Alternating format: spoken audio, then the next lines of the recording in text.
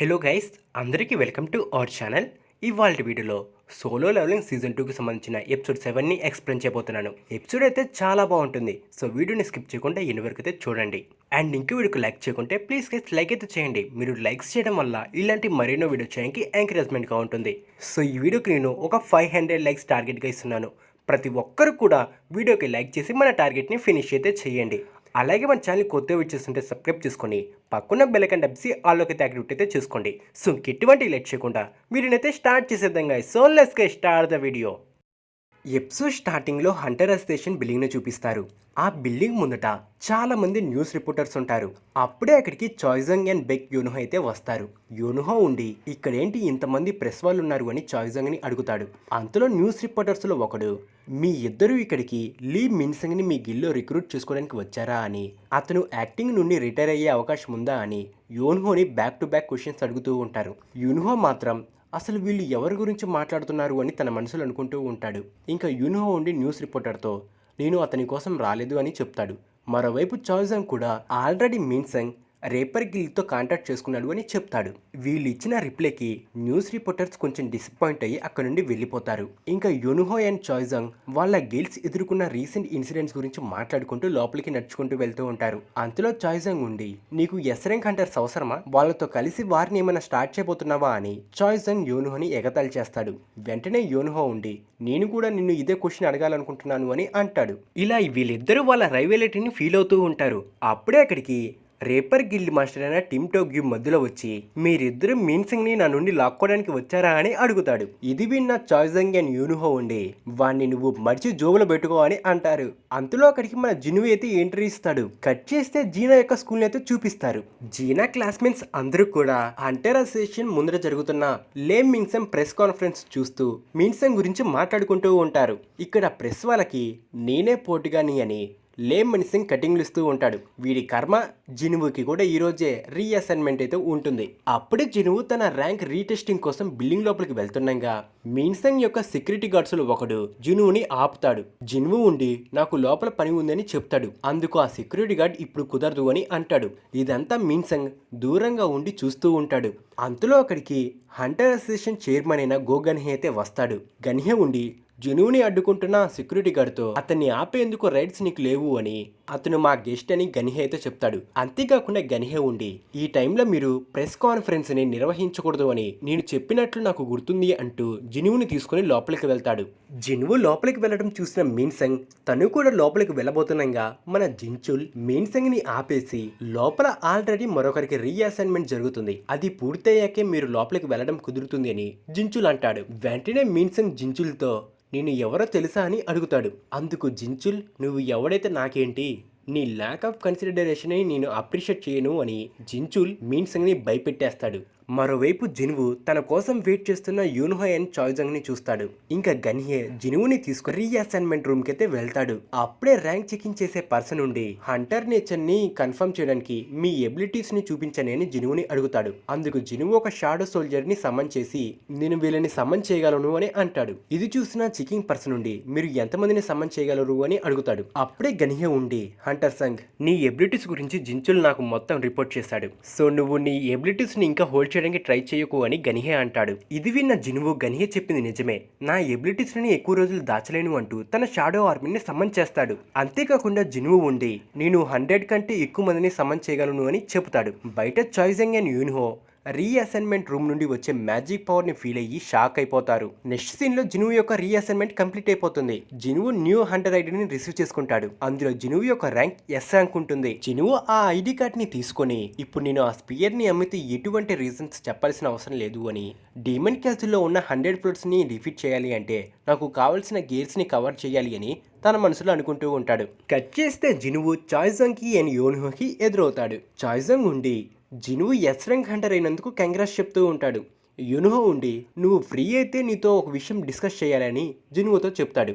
జినువు వాళ్ళిద్దరికి సారీ చెప్పి నిన్ను చెయ్యవలసిన ఒక పని ఉంది అని ఎగ్జిట్ డోర్ ని ఓపెన్ చేస్తాడు.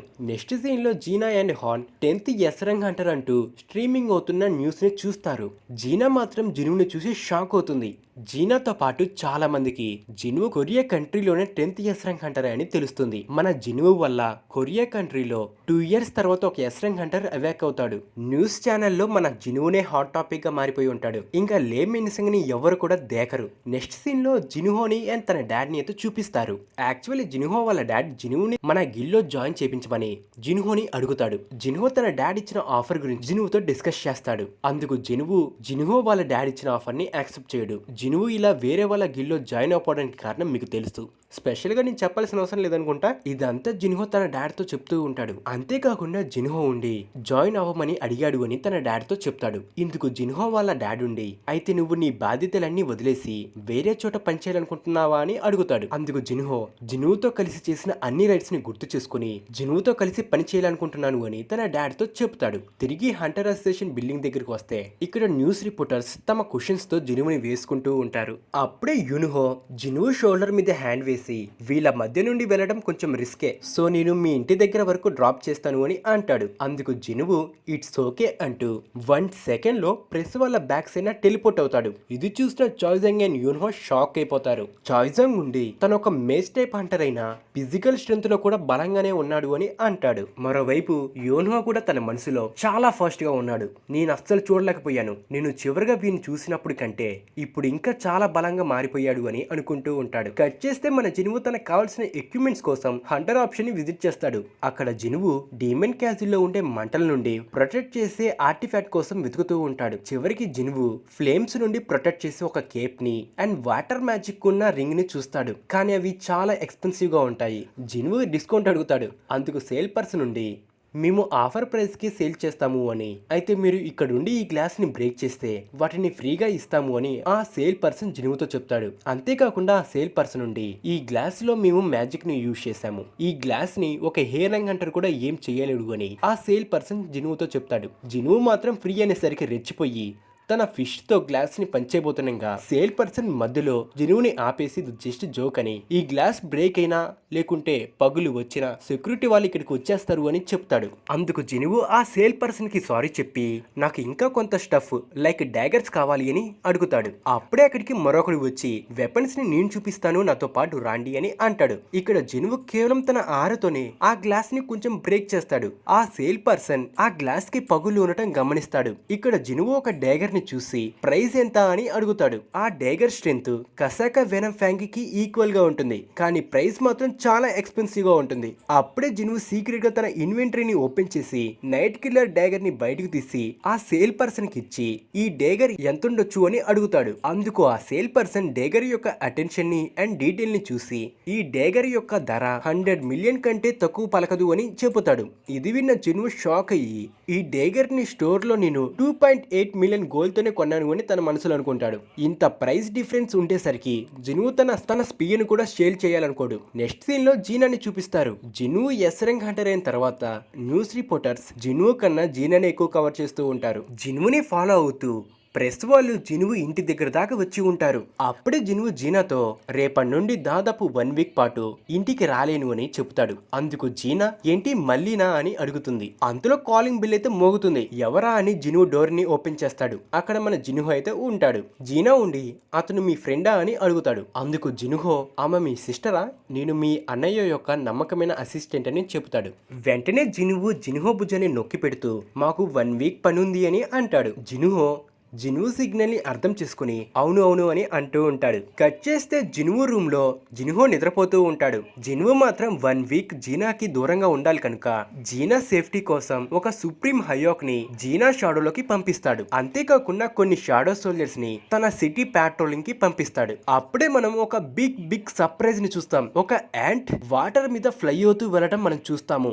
Next day morning Jinho car లో ఉంటారు. తనకి నైట్ స్టే ఇచ్చినందుకు జిన్హోకి థ్యాంక్స్ చెప్తాడు. అందుకు జిన్వు పర్లేదులే, ఇప్పుడు నువ్వు ఏం చేయబోతున్నావు అని, మీ డాడ్ నిన్ను బయటికి పంపించకుండానే నువ్వు ఎందుకు మూవ్ అవుట్ అయ్యావు అని జిన్హోని అడుగుతాడు.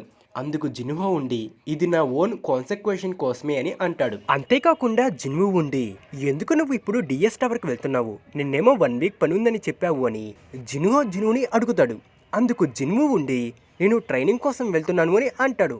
ఇది విన్న జిన్హో నువ్వు ఒక ఎస్ ర్యాంక్ హంటర్ అయ్యాక కూడా ఇంకా బలంగా మారాలనుకుంటున్నావా అని జిన్హోని అడుగుతాడు. అందుకు జినువు అవును అని చెబుతాడు. అంతలో జినువు అండ్ జినువు డిఎస్ టవర్కి రీచ్ అవుతారు.